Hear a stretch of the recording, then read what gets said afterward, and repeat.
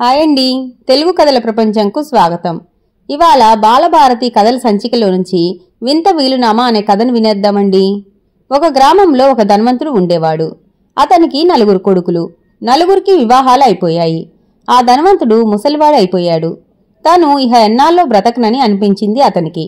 కొడుకులకు అన్నీ అప్పచెప్పాలని నిర్ణయానికి వచ్చాడు. ఒకరోజు తన 4 కొడుకులను పిలిచి, అబ్బాయిలు, నేను ఇంక ఎంతో కాలం బ్రతకను. మీరు ఉమ్మడిగా జీవించండి. ఒకవేళ విడిపోయే రోజు వస్తే నేను పడుకున్న ఈ మంచం 4 కోళ్ల క్రింద మీకు చెందవలసిన ఆస్తి దాచి ఉంచాను. కాళ్ళవైపు కుడిపక్క కోడి కింద దొరికినది మొదటివాడు, ఎడమపక్క కోడి కింద చిక్కినది రెండోవాడు, తలవైపు కుడిపక్క దొరికినది మూడోవాడు, ఎడమపక్క చిక్కినది 4వాడు. ఇలా మీరు 4 మీకు చెందవలసిన వాటాలు తీసుకోండి అని చెప్పాడు. అదే ప్రకారం వీలునామా కూడా రాశాడు. ఇది జరిగిన కొన్నాళ్ళకే ఆ ధనవంతుడు కన్నుమూశాడు. ఆ తరువాత ఎంతో కాలం ఐకమత్యంతో కలిసిమెలిసి జీవించలేకపోయారు అతని కుమారులు. ఒకరోజు పెద్దవాడు పొలం నుంచి వస్తూ 4 మామిడి పండ్లు తెచ్చాడు. వాటిలో ఒకటి చాలా పెద్దది. పెద్దవాడు ఇంటికి రాగానే రెండో తమ్ముని కొడుకు అతనికి ఎదురుపడి, పెద్దనాన్న, నాకు మామిడి పండు ఇవ్వవు అని అడిగాడు.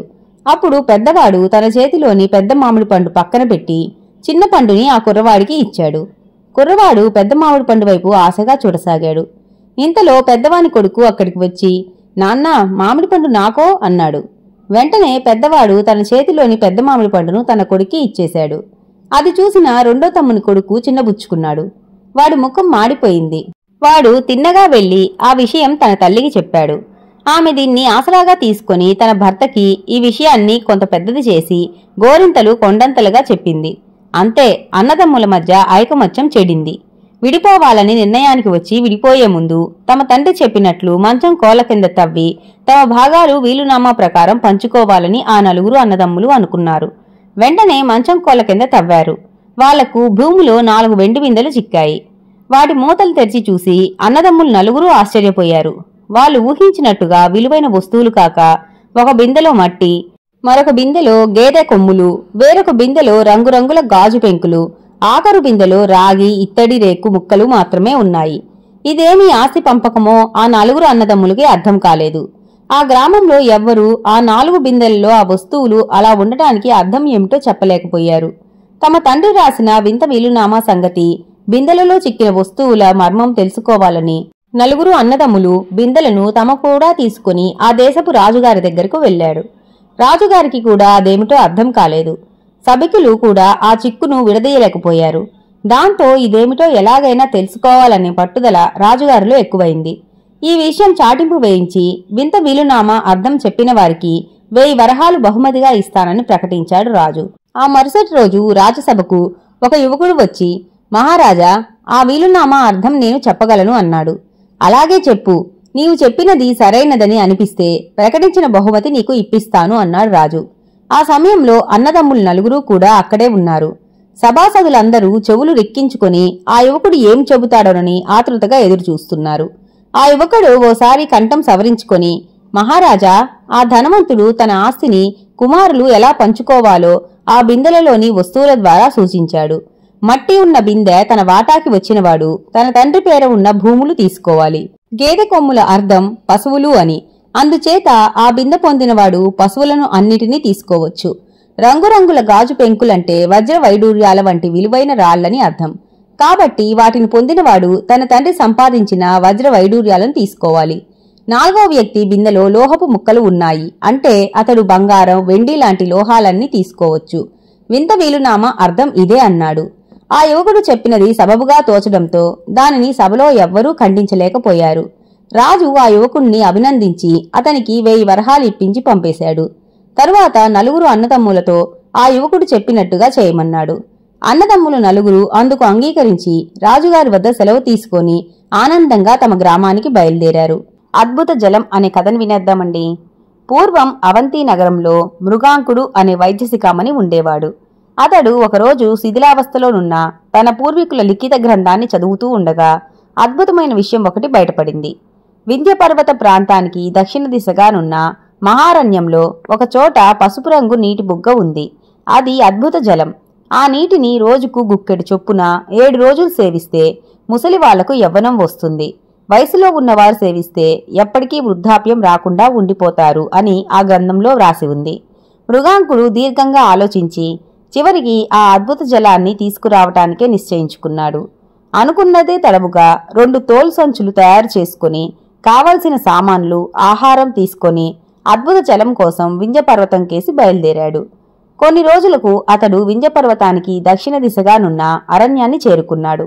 అటు తర్వాత ప్రాణాలకు తెగించి అడవి అంతా నీటి బుగ్గ కోసం గాలించసాగాడు. చివరికి అతని శ్రమ ఫలించింది. అద్భుత జలం కనిపించింది. ఆనందంగా తోలుతిత్తుల నిండా అద్భుత జలం తీసుకుని తిరుగు ప్రయాణం ప్రారంభించాడు మృగాంకుడు. ఇంటికి చేరాక అసలు అది అద్భుత జలమో కాదో, ఆ నీటికి ప్రభావం ఉన్నదో లేదోనని సందేహం కలిగింది మృగాంకునికి. అతని వద్ద బాగా ముసలిదైపోయిన కుక్క ఒకటి ఉన్నది. మృగాంకుడు తన కుక్క మీద పరిశోధనలు ప్రారంభించ నిశ్చయించాడు. రోజు గుక్కెడు చొప్పున అద్భుత జలం కుక్క చేత వారం రోజులు త్రాగించాడు. 8వ రోజు ఉదయానికల్లా ముసలి కుక్క కాస్త కండలు పట్టిన శరీరంతో నవనవలాడుతూ అటూ ఇటూ పరిగెత్తసాగింది. అయితే మృగాంకుడు అంతటితో తన పరిశోధన ఆపదలుచుకోలేదు. మనుషుల మీద కూడా పరిశోధన చేస్తే గాని అతడికి సంతృప్తి కలిగేటట్లు కనిపించలేదు. ఆ నగరంలో నా అన్నవారు ఎవరూ లేని ఓ వృద్ధ దంపతులు ఉన్నారు. వాళ్ళు తన ఇంటి పక్కనే ఉండటంతో ఆ వృద్ధ దంపతుల్ని తన ఇంటికి తీసుకుని వచ్చి, నా దగ్గర ముసలివాళ్లు యవ్వనులయ్యే ఔషధం ఉంది, దాన్ని మీరు 7 రోజులు సేవిస్తే యవ్వనంతో పరవళ్లు తొక్కుతారు. ఏం మీకు యవ్వనవంతులుగా మారాలని లేదా అని అడిగాడు మృగాంకుడు. యవ్వనం ఎవరికి చేదుగా ఉంటుంది? ముసలి దంపతులు సంతోషంగా అంగీకరించారు. మృగాంకుడు వాళ్లను తన ఇంటిలోనే రహస్యంగా ఉంచి వారం రోజుల పాటు అద్భుత జలాన్ని గుక్కెడు చొప్పున త్రాగించాడు. 8వ రోజు ఉదయానికల్లా ముసలి దంపతులు మిసమిసలాడుతూ యవ్వనవంతులుగా అయ్యారు. అయితే యవ్వనవంతులకు ఉండే తేజస్సు వాళ్లలో కనిపించలేదు. మృగాంకుడికి తేజస్సు లేకపోగా రక్తం లేక పాలిపోయినట్లు కనిపించారు. ఆ దంపతులు మృగాంకుడికి కృతజ్ఞతలు చెప్పుకొని తమ దారిన వెళ్లబోయారు. మృగాంకుడు వాళ్లను ఆపి, ఈ విషయాన్ని ఎవ్వరికీ తెలియనివ్వకండి, దీని విషయమై నేనింకా పరిశోధన చేయవలసి ఉంటుంది అంటూ హెచ్చరించి పంపేశాడు.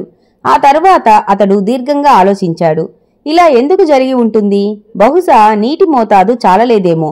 2 గుక్కల జలం రోజూ తీసుకుంటూ కాలాన్ని 10 రోజులకు పెంచితే ఎటువంటి ఫలితం కనిపిస్తుందో చూడాలి అని అనుకున్నాడు. ఆ విధంగా పరీక్ష చేయటానికి ఈసారి అతనికి దిక్కు మొక్కు లేని ముసలివాళ్లు ఎవరూ దొరకలేదు. వృద్ధుల కోసం వెతికి వేసారిపోయి చివరికి తనలో తానే నవ్వుకున్నాడు మృగాంకుడు. తను వృద్ధుడు కాక పడుచువాడా? తన్ను తనే ఎందుకు పరిశోధించుకోకూడదు? ఈ విధంగా ఆలోచించి ఒక నిర్ణయానికి వచ్చాడు మృగాంకుడు. అతడి వెనకా ముందు ఎవ్వరూ లేరు, ఒంటరివాడే. ఆ ధైర్యంతో ఒక మంచి రోజు చూసుకొని తలుపులన్నీ బిగించుకొని అద్భుత జలం 2 గుక్కెళ్లు తాగాడు. దాంతో అతడికి ఏదో మత్తు ఆవహించి మంచం మీద అలాగే పడి నిద్రపోయాడు. మర్నాడు తెల్లవారుతుండగా మృగాంకుడికి మెలకువ వచ్చి కళ్ళు తెరిచాడు. తనకు ఎప్పటిలాగానే ఆకలి వేయకపోవటం గమనించాడు. ఇదొక విజయ సూచనగా భావించి ఉత్సాహంగా ఆ రోజు కూడా 2 గుక్కెళ్ల నీటిని తాగి ఆ మత్తులో హాయిగా నిద్రపోయాడు. ఆ విధంగా వారం రోజులు గడిచిపోయాయి. 8వ రోజు ఉదయాన్నే ఎవరో వచ్చి మృగాంకుడి ఇంటి తలుపు గట్టిగా తట్టారు. ఆ దెబ్బకు మెలకువ తెచ్చుకున్న మృగాంకుడు లేచి వెళ్లి తలుపు తీశాడు. ఎదురుగా నిలబడి ఉన్న వ్యక్తితో ఏం కావాలి మీకు అని అడిగాడు. ఏం లేదు బాబూ, మా ఆవిడ చావు బ్రతుకుల మధ్య ఉంది. మృగాంకుల వారి వద్దకు వెళ్తే నీ భార్య బ్రతుకుతుందని ఓ మహానుభావుడు చెప్పాడు. అందుకే చాలా దూరం నుండి కాళ్ళు ఈడ్చుకుంటూ ఇలా వచ్చాను. దయచేసి వైద్యులు వారిని వెంటనే ఒకసారి ఇలా పిలుస్తావా నాయనా అన్నాడా వ్యక్తి ఆదుర్దాగా. అతడి సంబోధన తీరు అర్థం కాక, నేనే ఆ మృగాంకుణ్ణి, మీ భార్యకు ఏమిటి జబ్బు అని అడిగాడు మృగాంకుడు. అందుకు ఆ వ్యక్తి నోరు వెళ్లబెట్టి, ప్రఖ్యాత వైద్య శిఖామణి నువ్వేనా? నమ్మలేకుండా ఉన్నాను. చూడబోతే నువ్వు 12 ఏళ్ల కుర్రాడివి. నువ్వేమిటి వైద్యం చేయటం ఏమిటి? నాయనా, ఈ అసందర్భ సమయంలో నాతో పరిహాసం ఆడుతున్నావా అన్నాడు. ఆ మాటలు వినగానే నెత్తిన పిడుగుపడినట్లు చలించిపోయాడు మృగాంకుడు. ఆ వెంటనే ఏదో స్ఫురించడంతో కంగారుగా తనను తాను ఒక్కసారి పరిశీలనగా చూసుకున్నాడు. ఏముంది, ఆ వ్యక్తి చెప్పినట్లు మృగాంకుడు అక్షరాలా 12 ఏళ్ల బాలుడుగా కనిపిస్తున్నాడు.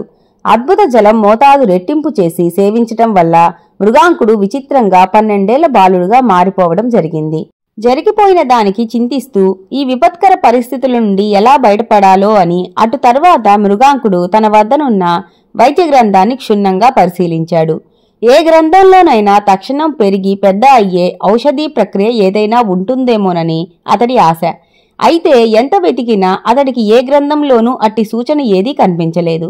దాంతో బాగా కృంగిపోయి ఈ పసి వయసులో ఉన్న తన వద్ద వైద్యం చేయించుకోవడానికి ఎవరూ ముందుకు రారు. అలాగని ఈ విషయం చెప్పినా ఎవరూ నమ్మరు. కనుక ఇక ఈ ఊర్లో ఉండి హేళనకి గురి కావటం కంటే ఎక్కడికైనా వెళ్లి కొత్త జీవితం ప్రారంభించటం ఎంతో మంచిది అనుకున్నాడు మృగాంకుడు. ఈ ఆలోచన వచ్చిన వెంటనే ప్రయాణానికి కావలసిన ఏర్పాట్లు చేసుకోసాగాడు మృగాంకుడు. ఏ శక్తినైనా వినియోగిస్తే కలిగే మంచి దుర్వినియోగపరిస్తే కలగదని, విపరీతాలు తప్పవని ఒక కొత్త పాఠం నేర్చుకున్నాడు ఆ పసివృద్ధుడు.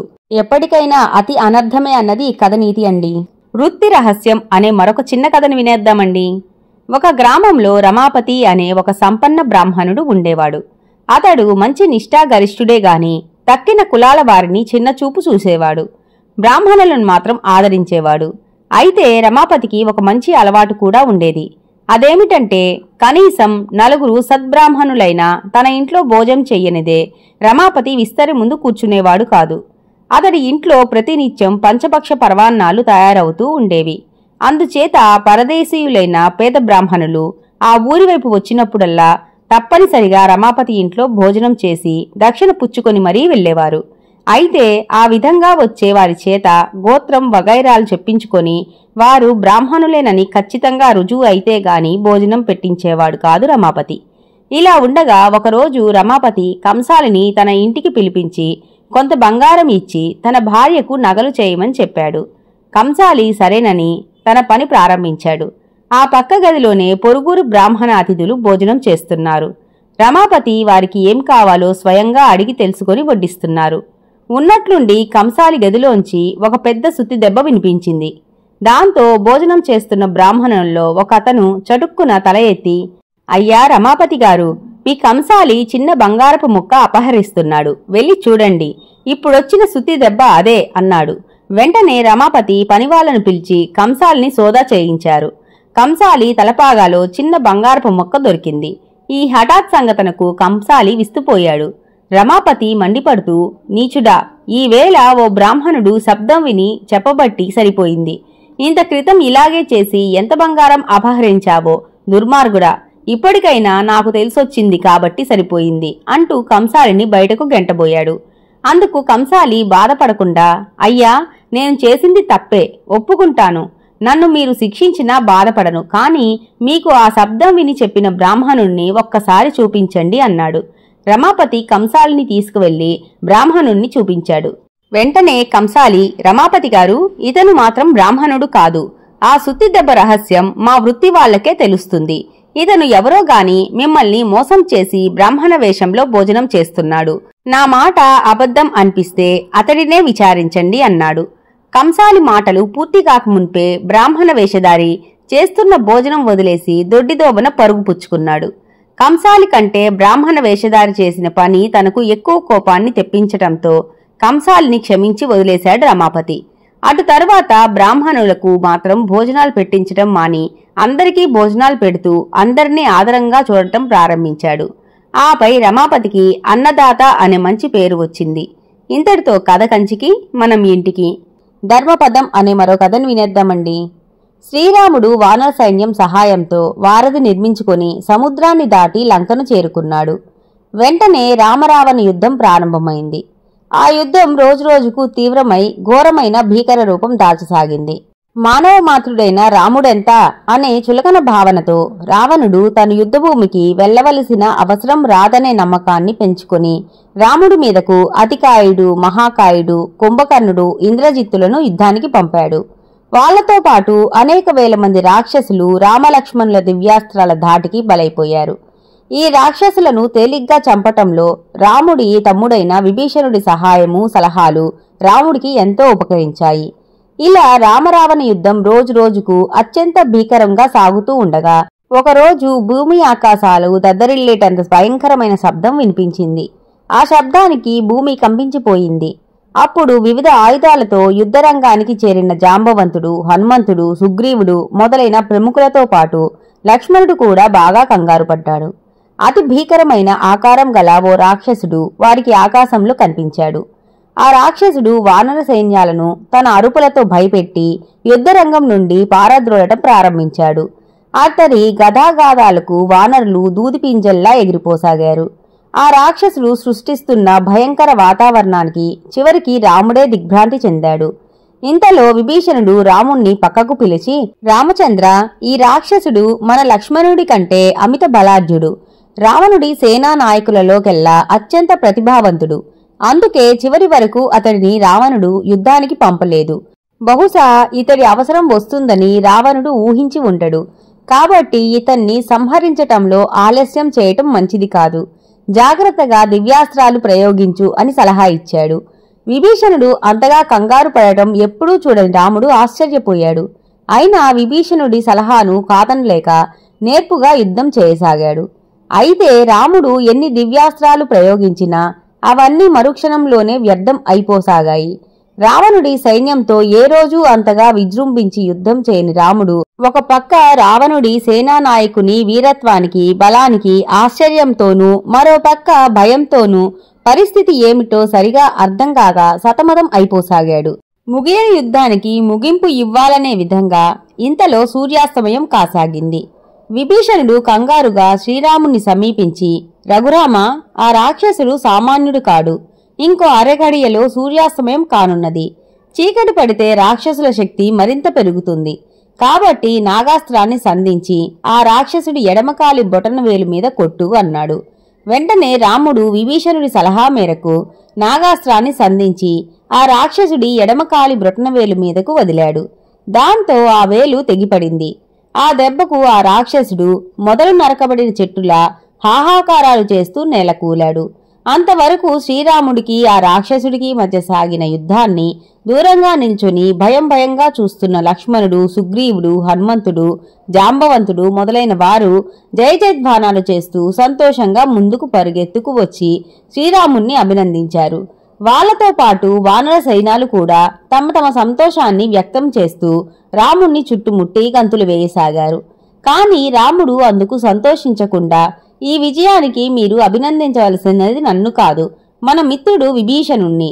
విభీషణుడు ఆ రాక్షసుడి ప్రాణరహస్యం చెప్పి ఉండకపోతే ఈ రోజు ఇంత త్వరగా నేను ఆ రాక్షసుడిని సంహరించడం సాధ్యమై ఉండేది కాదు అన్నాడు. రాముడి ద్వారా విజయ రహస్యం తెలిసిన తర్వాత అందరూ విభీషణుణ్ణి అభినందించడానికి అతడి కోసం చూశారు. కాని విభీషణుడు వారికి ఆ చుట్టుపక్కల ఎక్కడా కనిపించలేదు. ఏమైపోయాడో ఎటెళ్లిపోయాడో తెలియక అందరూ విభీషణుణ్ణి వెతకడం ప్రారంభించారు. చివరికి విభీషణుడు ఓ చోట నేలపై స్పృహ తప్పి పడి ఉండటం గమనించిన శ్రీరాముడు వెంటనే లక్ష్మణుణ్ణి తీసుకొని విభీషణుణ్ణి సమీపించాడు. ఇంతలో మిగిలిన వానర సైనికులు కూడా ఆ ప్రాంతానికి చేరుకున్నారు. ఏం జరిగిందో ఎవరికీ అర్థం కాలేదు. ఎందుకు విభీషణుడు స్పృహ తప్పాడో ఎవరికీ తెలియలేదు. అందరూ కలిసి అనేక రకాల సపర్యలు చేసి విభీషణుడికి స్పృహ తెప్పించారు.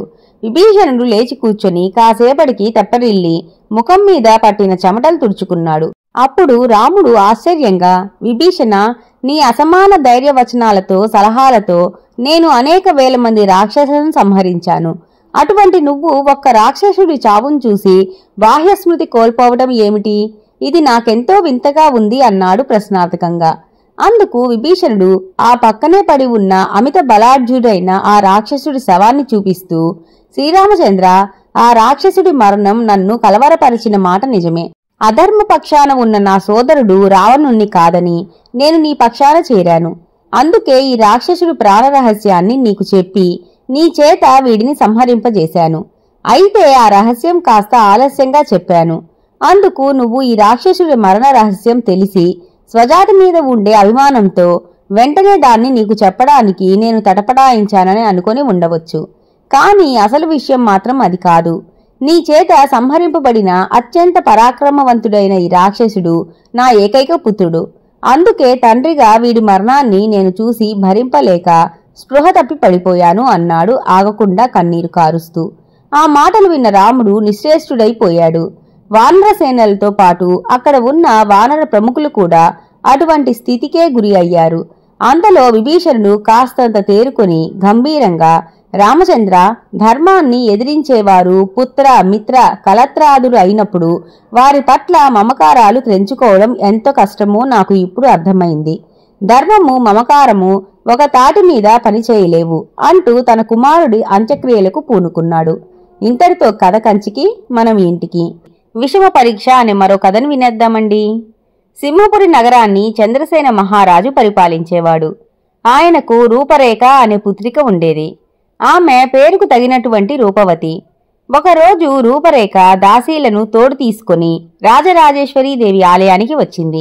ఆమె తెలివైనదని, అతిలోక సౌందర్యవతి అని విని ఉన్న కళింగ యువరాజు సుగుణవంతుడు ఆమెను చూడాలనే ఆసక్తితో ఆ సమయానికి మారువేషంలో ఆలయానికి వచ్చాడు. అతడు రూపరేఖ అందాన్ని చూసి ఆశ్చర్యచకితుడయ్యాడు. రూపరేఖ కూడా అనుకోకుండా కనపడిన సుగుణవంతుణ్ణి చూస్తూ నిలబడిపోయింది. ఇంతలో దాసీలు కల్పించుకొని రూపరేఖని ఆలయం నుండి తీసుకుపోయారు. ఏనాటికైనా రూపరేఖ తిరిగి ఆలయానికి రాకపోతుందా అనే ఆశతో ఆలయంలోనే కూర్చొని ఆహార పానీయాల సంగతి మరచి రూపరేఖ అందాన్ని ఆరాధిస్తూ ఉండిపోయాడు సుగుణవంతుడు. రూపరేఖ అందాన్ని గురించి విన్న పొరుగు రాజ్యాల యువరాజులు తాము ఆమెను పెళ్లాడతామంటూ ముందుకు వచ్చారు. కాని వాళ్ల అందం, గుణగణాలు తనకు నచ్చలేదని అందర్నీ నిరాకరించింది రూపరేఖ. ఇలా రోజులు సాగుతూ ఉండగా ఒకరోజు కొంతమంది యువరాజులు కూడబలుక్కొని వచ్చి రూపరేఖని తమలో ఎవరినో ఒకరిని ఇచ్చి పెళ్లి చేయమని ఆమె తండ్రిని బలవంతం చేశారు. చంద్రసేన మహారాజు ఆలోచనలో పడ్డాడు. యువరాజుల మాట కాదంటే వారంతా కలిసి తమ మీద యుద్ధం ప్రకటించే ప్రమాదం ఉంది. అలాంటి పరిస్థితి రాకుండా యువరాజుల్ని వెనక్కు పంపడం ఎలా? రాజుకు ఏం చేయాలో తోచలేదు. కాస్తంత విచారం మొదలైంది. రాజు ఆలోచనల్ని పసిగట్టి మంత్రి, ప్రభు, చిరంజీవి రూపరేఖను వచ్చి ఉన్న ఈ యువరాజుల్లో ఎవరికో ఒకరికి ఇచ్చి వివాహం జరిపించేయటం మంచిది అంటూ సలహా ఇచ్చాడు. మంత్రి సలహాను త్రోసిపుచ్చలేక తన పుత్రికను కలుసుకుని పరిస్థితి వివరించాడు మహారాజు. రాజక్షేమం ఆలోచించిన రూపరేఖ వివాహానికి అంగీకరించింది. చంద్రసేన మహారాజు తన మంత్రితోనూ అంతరంగికులతోనూ సంప్రదించి రాకుమారి రూపరేఖ వివాహానికి తాను ఇష్టపడుతున్నట్టు ప్రకటించాడు. అయితే తనకు అల్లుడు కాబోయేవాడు కొన్ని పోటీల్లో నెగ్గవలసి ఉంటుందని షరతులు విధించాడు. దాంతో దేశ దేశాల నుండి రాజకుమారులు సింహపురికి వచ్చారు. పోటీల్లో పాల్గొనడానికి సుగుణవంతుడు కూడా వచ్చాడు. మొదట అందంలో పోటీ జరిగింది. ఆ పోటీలో సుగుణవంతుడు, కోసల యువరాజు వీరకేతుడు మాత్రం నెగ్గారు. తర్వాత పోటీ కత్తి యుద్ధం. సుగుణవంతుడు ధైర్యంగా వీరకేతుడితో ఖడ్గయుద్ధానికి సిద్ధమయ్యాడు. పోరు తీవ్రంగా సాగింది. చివరికి ఇద్దరూ విజేతలుగా మిగిలిపోయారు. ఓటమి ఏ ఒక్కరినీ వరించలేకపోయింది. దాంతో చంద్రసేన మహారాజుకి కొత్త సమస్య ఎదురైంది. ఆయన చివరికి తన పుత్రిక చేతికి ఒక పూలమాలను ఇచ్చి, తల్లి, ఈ విజేతల్లో నీకు నచ్చిన వాడిని వరించు అన్నాడు. రూపరేఖకి పూలమాలను ఎవరి మెడలో వేయాలో అర్థం కాలేదు. నాన్నగారు, ఈ కార్యక్రమం రేపటికి వాయిదా వెయ్యండి. నా జీవిత భాగస్వామిని ఎన్నుకోబోయే ముందు నేను ఆలోచించుకోవాల్సింది కొంత ఉంది అన్నది. యువరాణి నిర్ణయాన్ని కాదనలేక చేసేది లేక ఆ రోజుకి సభ చాలించి సుగుణవంతుడికి, వీరకేతుడికి అతిథి గృహాల్లో బస ఏర్పాటు చేయించాడు చంద్రసేన మహారాజు. ఆ రాత్రి రాజకుమారి మందిరం నుండి ఏవో మూలుగులు, ఏడుపులు వినిపించాయి.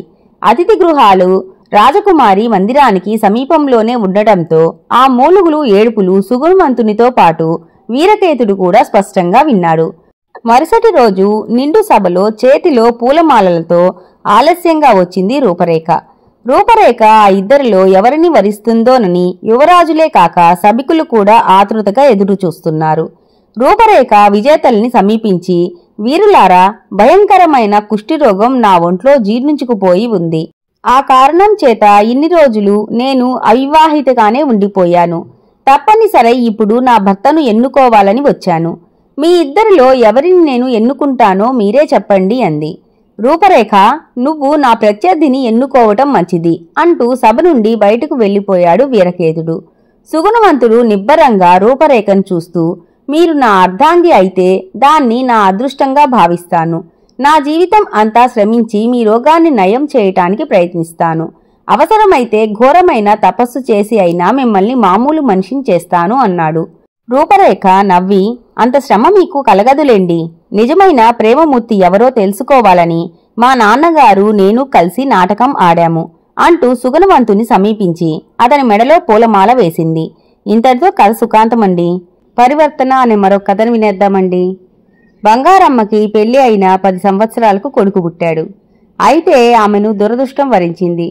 కొడుకు పుట్టిన నెల రోజుల్లోనే ఆమె భర్త మరణించాడు. దాంతో ఆర్థికంగా అనేక చిక్కులు ఎదురయ్యాయి. పట్నంలో తన తమ్ముళ్ళు 3 ఉన్నా ఆమె పల్లెలోనే ఉండిపోయింది. భర్త తరపున వచ్చిన 4 ఎకరాల పొలంలో వ్యవసాయం చేసుకుంటూ కొడుకు కేశవుడిని ఎంతో కష్టపడి పెంచి పెద్ద చేసింది. ఒకగానొక బిడ్డ కేశవుడంటే బంగారమ్మకి పంచప్రాణాలు. వాడు కోరింది ఏదైనా ఎంత కష్టమైనా క్షణాల మీద సమకూర్చేదామె. 15 ఏళ్లు వచ్చినా కేశవుడి ఒంటి మీద ఇప్పటి వరకు చెయ్యి వేసి ఎరగదు బంగారమ్మ. ఆ గారాభమే కేశవుడిని మొండివాడుగా మార్చింది. దానికి తోడు చెడు సావాసాల వల్ల వాడు ఎందుకు కొరగానివాడుగా తయారయ్యాడు. వాడికి చదువు అంటే బొత్తిగా గిట్టేది కాదు. ఎప్పుడూ అల్లరి పిల్లలతో కలిసి ఆడుతూ పాడుతూ జులాయిగా తిరుగుతూ ఉండేవాడు. బంధువర్గంలో అందరికీ కేశవుడిని గురించి తెలిసిపోయింది. వాడి పోకిరీతనానికి విసిగిపోయి దగ్గర బంధువులు కూడా వాడి గురించి పట్టించుకోవడం మానేశారు. కాస్త బుద్ధిగా చదువుకోరా బాబూ, చదువుకోకుంటే ఎందుకు పనికిరావు, నీ వయసు పిల్లలు ఎంత శ్రద్ధగా చదువుకుంటున్నారో చూడు, వాళ్ళని చూసి అయినా బుద్ధి తెచ్చుకో, నువ్వు చక్కగా చదువుకొని మన కష్టాల్ని గట్టెక్కించాలిరా అని తరచూ ఎంతో దీనంగా తల్లి వాపోయేది. తన తల్లి ఆ విధంగా వాపోయిన ప్రతిసారి కేశవుడు నిర్లక్ష్యంగా నవ్వేసి, నాకు ఉన్న పొలం నేను బ్రతకడానికి సరిపోతుంది కదా, ఇక చదువు దేనికి అనేవాడు. ఒక్కోసారి కసురుకునేవాడు. బంగారమ్మకి తన కొడుకుని దండించి వాణ్ణి దారిలోకి తీసుకుని రాగల సామర్థ్యం లేదు. అలాగని కొడుకుని చెడిపోవటం చూస్తూ ఊరుకోగలదా అంటే ఊరుకోలేదు. చివరికి ఆమె ఏదో ఒక విధంగా కొడుకును దారిలోకి తీసుకురావాలని దృఢంగా నిశ్చయించుకుంది. ఆ ఏడు పంట డబ్బు చేతికి అందగానే బంగారమ్మ కొడుకుని తీసుకుని బస్తీకి ప్రయాణమైంది. కేశవుడు మొదట రానని బెట్టు చేశాడు. అయినా ఎలాగో నచ్చజెప్పి కొడుకుని తీసుకుని బస్తీలో ఉంటున్న తన పెద్ద తమ్ముడి ఇంటికి వెళ్ళింది బంగారమ్మ. వస్తే వచ్చావు గాని నువ్వు ఒంటరిగా రాకూడదా, ఈ ఆకతాయిని కూడా వెంటబెట్టుకుని వచ్చావేమిటి అక్కయ్యా అన్నాడు బంగారమ్మ పెద్ద తమ్ముడు. అలా అంటావేమిట్రా, వీణ్ణి నీ ఇంట ఉంచి చదివించాలని తీసుకుని వచ్చాను అంది బంగారమ్మ. ఇది మరీ బాగుంది, వీడు మా ఇంట్లో ఉంటే మా పిల్లలు కూడా చెడిపోతారు, ఆ పని మాత్రం చేయకు అన్నాడతను నిక్కచ్చగా. చేసేది లేక కేశవుణ్ణి తీసుకుని రెండో తమ్ముడు ఇంటికి వెళ్ళింది బంగారమ్మ. కేశవుణ్ణి కూడా నీ పిల్లలతో పాటు చదివించరా తమ్ముడు అంది. ఇంకా నయం, వీడి చదువు మాట ఎలా ఉన్నా వీడిక్కడ ఉంటే ముందు మా పిల్లలు చదువు మానేయటం ఖాయం, కావాలంటే నెలకు 25 రూపాయలు పంపిస్తాను, వీడిని మరెక్కడైనా ఉంచి చదువు చెప్పించు అన్నాడు బంగారమ్మ రెండో తమ్ముడు కాస్త జాలి చూపే విధంగా. ఇంకా మాకు ఆ గతి పట్టలేదులే అని గంభీరంగా పలికి కొడుకుని తీసుకుని మూడవ తమ్ముడి ఇంటికి గంపెడు ఆశతో వెళ్ళింది బంగారమ్మ. కేశవుడి మనసు అప్పటికే బాగా గాయపడి ఉంది. అయినా వాడు పైకి మాత్రం ఆ బాధని కనపడనీయలేదు. బంగారమ్మ ఆఖరి తమ్ముడు, నా వల్ల కాదు, వాడు చదువు సంజలు లేని అల్లరి వెధవ, వాణ్ణి నా ఇంట ఒక్కరోజు కూడా ఉంచుకోను, తీసుకువెళ్ళు ముందు అంటూ కసిరాడు. ఇక ఓర్చుకోలేకపోయాడు కేశవుడు. అమ్మా, మన ఇంటికి వెళ్ళిపోదాం పదా అన్నాడు వాడు ఉక్రోషంగా. బంగారమ్మ ఊరు చేరుకున్నాక కొడుకును పట్టుకొని, నీకు చదువు వచ్చే యోగం లేదేమో నాయనా, ఎవరూ నిన్ను ఉంచుకొని చదివించమంటున్నారు అంటూ బోరున ఏడవసాగింది. దాంతో కేశవుడికి పౌరుషం ముంచుకొచ్చి, ఏడవకమ్మా, మామయ్యలు చీ అన్నంత మాత్రాన నాకు చదువు రాకుండా పోతుందా, నువ్వు ఆశ్చర్యపోయేలా, మామయ్యలు తాము అన్న మాటలకు సిగ్గుపడేలా నేను ఇక మీదట బుద్ధిగా చదువుకుంటాను అంటూ తల్లికి మాట ఇచ్చాడు. ఆ మాట ప్రకారం ఆ తరువాత కేశవుడు చెడు సావాసాలు వదిలి చదువులో పడ్డాడు. కేశవుడు పూర్తిగా పరివర్తన చెందాడని నమ్మకం కుదిరిన బంగారమ్మ, సహవాస దోషం వల్ల పెడదారిన పడిన మీ మేనల్లుడు మనమందరం కలిసి ఆడిన నాటకంతో పూర్తిగా మారిపోయి ఇప్పుడు బుద్ధిగా చదువుకుంటున్నాడు, ఒకసారి వచ్చి చూసి వెళ్ళండి అంటూ బస్తీలో ఉన్న తమ్ముళ్ళ 3కి కబురు పంపింది. ఇంతటితో కథ కంచికి మనం ఇంటికి. ప్రజాధనం అనే మరో చిన్న కథను వినేద్దామండి. సుబ్బిశెట్టి వడ్డీ వ్యాపారం చేసేవాడు. అతని భార్య రత్తమ్మ కూడా ఆ వ్యాపారమే చేస్తూ భర్తకు తెలియకుండా వడ్డీలకు డబ్బు ఇచ్చి అసలు వడ్డీ నిర్దాక్షిణ్యంగా వసూలు చేస్తూ ఉండేది. పిల్లాపీచు లేని ఆ దంపతులు ఎందుకలా ధనరాశులను పోగు చేసేవారో ఆ ఊర్లో ఎవ్వరికీ అర్థమయ్యేది కాదు. ఒకరోజు సుబ్బిశెట్టి ఏవో లెక్కలు చూసుకుంటూ ఉండగా అతని ఇంటికి కాషాయ వస్త్రాలు ధరించిన ఓ బైరాగి వచ్చాడు. అతడి తెల్లటి గెడ్డం, జడలు వేసిన జుట్టు, విభూది, కుంకుమ బొట్లు చూసి సుబ్బిశెట్టి 2 చేతులు ఎత్తి నమస్కరించాడు. బైరాగి తీక్షణంగా కొన్ని క్షణాలు శెట్టి మొహంలోకి చూసి, అదృష్టవంతుడివి నాయనా, లక్ష్మీదేవి కటాక్షం సంపాదించావు, రాబోయే పౌర్ణమి నాడు నీకు లంకెబిందెలు లభించబోతున్నాయి అని చెప్పి వెళ్లిపోయాడు. సుబ్బిశెట్టి నోట మాట రాక శిలాప్రతిమలా ఉండిపోయాడు. ఇంతలో అతని భార్య రత్తమ్మ కల్పించుకొని, ఏమిటలా ఉండిపోయారు? వెంటనే వెళ్లి ఆ బైరాగిని కలుసుకొని లంకెబిందెలు ఎలా దొరుకుతాయో అందుకు మనం చేయవలసిన పూజలు ఏమిటో కనుక్కొని రండి అంది. వెంటనే లేచి బైరాగి కోసం పరిగెత్తాడు సుబ్బిశెట్టి. ఊర్లో ఎక్కడా అతనికి బైరాగి కనిపించలేదు. చివరికి ఊరి వెలుపల పొలాల గట్టున నెమ్మదిగా నడిచి వెళ్తూ కనిపించాడు. సుబ్బిశెట్టి ఉరకల వంటి పరుగుతో బైరాగిని కలుసుకొని, స్వామి, లంకెబిందెల రహస్యం చెప్పకుండా వెళ్లిపోయేతున్నారు. అవి నాకు ఎలా దక్కుతాయి? అందుకు నేను ఎటువంటి పూజలు చేయాలో చెప్పి వెళ్ళండి. ప్రతిఫలంగా మీకు 3 వరహాలు ఇస్తాను అన్నాడు. సర్వం పరిత్యజించిన నాకు నువ్వు ఇచ్చే ధనం అవసరం లేదు. దాన్ని కూడా నువ్వే ఉంచుకో. అయినా అడిగావు గనుక చెబుతున్నాను విను.